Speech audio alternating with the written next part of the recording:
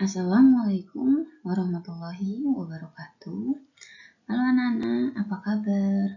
Semoga kalian selalu sehat dan dalam lindungan Allah Subhanahu wa taala. Hari ini kita akan belajar tema 1, subtema 3, muatan pembelajaran IPA dengan materi pemantulan dan penyerapan bunyi. Anak-anak, seperti yang kita pelajari sebelumnya, bunyi adalah sebuah gelombang. Bunyi sebagai sebuah gelombang memiliki sifat dapat dipantulkan dan dapat diserap.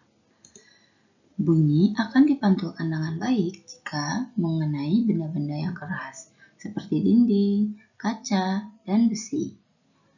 Bunyi akan diserap jika mengenai benda-benda yang lunak, seperti busa, gabus, dan karpet.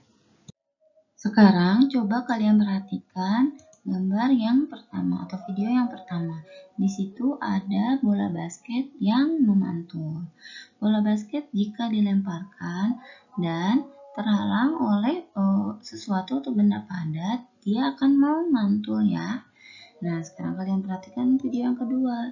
Begitu pula dengan bunyi. Bunyi juga dapat memantul. Bunyi dapat memantul jika dalam perambatannya dihalangi oleh benda-benda yang permukaannya keras, seperti kaca, dinding, dan kayu. Pada pemantulan bunyi, ada 3 macam bunyi pantul, yaitu yang pertama, bunyi yang memperkuat bunyi asli. Lalu, yang kedua adalah gaung atau kerdam. Dan yang terakhir adalah gema. Kita akan membahasnya satu persatu ya. Pemantulan bunyi yang pertama adalah bunyi yang memperkuat bunyi asli. Hal ini terjadi ketika sumber bunyi mempunyai jarak yang sangat dekat dengan dinding pemantulnya. Dengan demikian, bunyi pantulnya akan terdengar jelas dan bersamaan dengan bunyi aslinya. Contohnya, jika kamu sedang ada di kamar mandi lalu kamu teriak, pasti suara kamu terdengar sangat jelas ya di telinga kamu. Nah, atau ketika kamu misalnya bersembunyi nih, main petak umpet di lemari, kamu bersembunyi di lemari. Jika kamu bersuara sekecil apapun, pasti terdengar jelas ya suara kamu. Atau kamu ketika sedang ada di kolong meja, ketika kamu bicara, meskipun suaranya kecil, tetap terdengar. Nah, itu terjadi karena pemantulan bunyi yang memperkuat bunyi asli. Sumber bunyinya seperti meja, dinding kamar mandi, lemari itu jaraknya sangat dekat dengan kalian. Jadi, bunyinya terdengar sangat jelas. Selanjutnya, pemantulan bunyi yang kedua adalah gaung atau kerdam. Gaung adalah bunyi pantul yang terdengar hampir bersamaan dengan bunyi asli, sehingga bunyi terpantul berulang-ulang. Nah, kalian lihat ya videonya. Di situ nih speakernya bilang halo, lalu terpantul ke dinding. Dia bilang halo-halonya tuh hampir berbarengan ya, jadi suara halonya tidak terdengar dengan jelas. Nah, gaung atau kerdam ini terjadi karena bunyi dipantulkan oleh dinding yang jaraknya tidak jauh dari sumber bunyi. Hal ini menyebabkan datangnya bunyi pantul bersamaan dengan bunyi yang asli yang belum selesai terucapkan.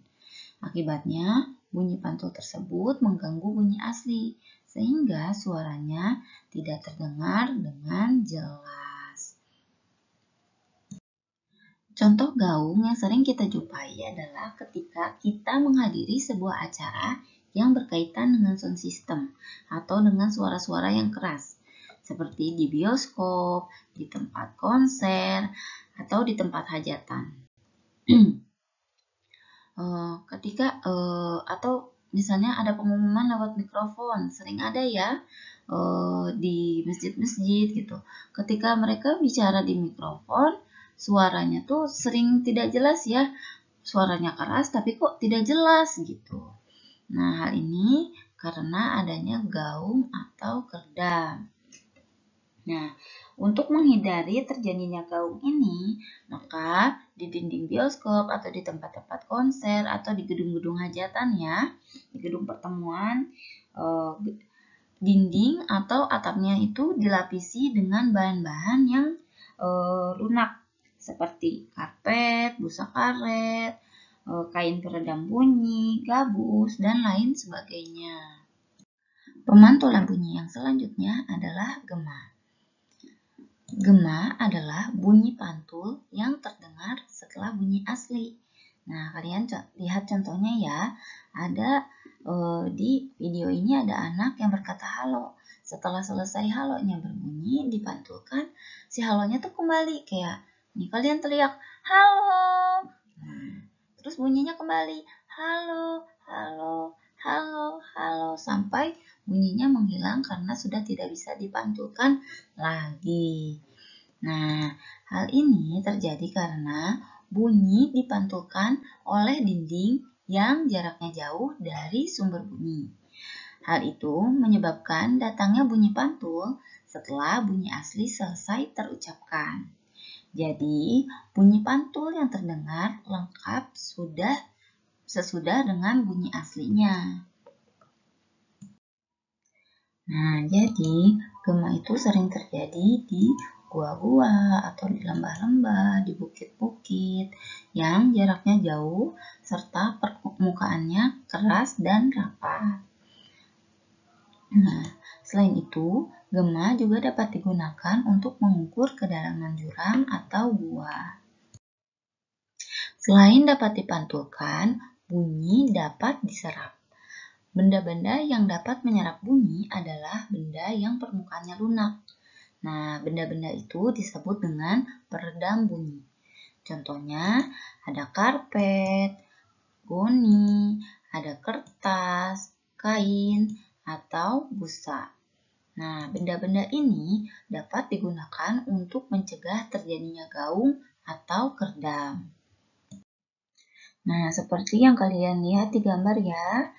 Nih, dinding dan langit-langit pada gedung pertemuan, studio rekaman, dan gedung bioskop dilapisi dengan bahan-bahan yang lunak supaya tidak terjadi gaung atau kerdam dan suara bisa terdengar dengan jelas. Nah, demikian pembelajaran hari ini. Terima kasih kalian telah mengikuti pembelajaran dari awal hingga akhir. Semoga kalian dapat memahaminya dan ilmu ini dapat bermanfaat ya. Assalamualaikum warahmatullahi wabarakatuh.